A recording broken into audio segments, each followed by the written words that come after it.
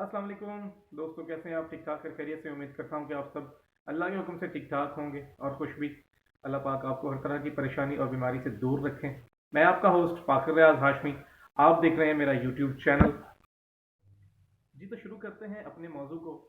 कुरान हकीम और हमारी जिम्मेदारी का अगला हिस्सा, कुरान पर ईमान कैसे लाया जाए।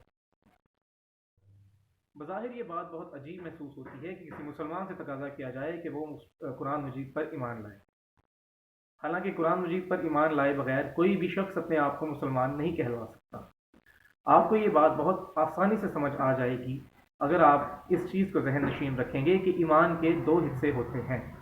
पहला हिस्सा ज़ुबानी इकरार, दूसरा हिस्सा दिल से तस्दीक। ईमान तभी मुकम्मल होता है जब ज़ुबानी इकरार के साथ साथ दिल का यकीन भी इंसान को हासिल हो जाए। इसलिए कि जिस चीज़ पर हमारा यकीन हो, हमारा अमल उसके खिलाफ नहीं जा सकता। आग जलाती है, इसलिए हम आग में उंगली नहीं डालते। हमारा तो ये तर्ज अमल हो चुका है कि जिस चीज़ के बारे में हमें शक महसूस हो, हम उससे बहुत ज़्यादा मोहतात हो जाते हैं। मिसाल के तौर पर सांपों की बहुत सी ऐसी नस्लें हैं जिनमें जहर जो जहरीली नहीं होती, लेकिन हम उनको पकड़ने के लिए भी तैयार नहीं होते।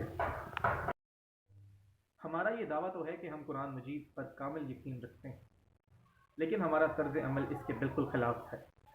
ना तो हम कुरान मजीद की बाकायदगी से तिलावत करते हैं, ना कुरान मजीद को समझने की कोशिश करते हैं, और ना ही कुरान मजीद के अहकामात पर चलने की कोशिश करते हैं। इस बात से पता चला कि हमारा ईमान कमज़ोर है, क्योंकि हम ज़ुबान से तो इकरार करते हैं कि कुरान मजीद अल्लाह तबारक व तआला का कलाम है, लेकिन हम उस दिल से महरूम हैं जो हमें ये तसल्ली दिला सके कि हम कुरान मजीद पर कामिल यकीन रखते हैं। जनाब असहाब के बारे में तो आप जानते ही हैं कि उन्हें कुरान मजीद से कितनी मोहब्बत थी। जैसे ही कोई कुरानी वही नाजिल होती, पुरानी आयात नाजिल होती, तो उनकी दौड़ें लग जाती कि हम जल्द अज जल्द इसको जहन नशीन कर लें। आपसे भी पूछा जा सकता है कि यकीन की कमी को कैसे पूरा किया जाए। इसका जवाब बज़ाहिर खुद कुरान मजीद है। जब आपको यकीन हो जाएगा कि कुरान मजीद अल्लाह ताला की किताब है, अल्लाह ताला का कलाम है, जो कि आपके लिए ज़रिया निजात है, तो आपके और कुरान मजीद के दरमियान एक इनकलाब बर्पा हो जाएगा।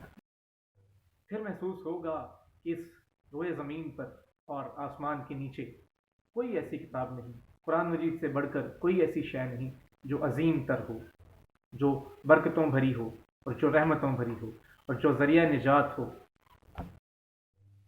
इसके साथ ही अब तक के लिए आपसे इजाज़त चाहेंगे।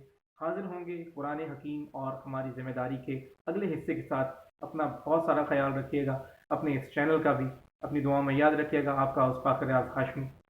अल्लाह हाफ़िज़।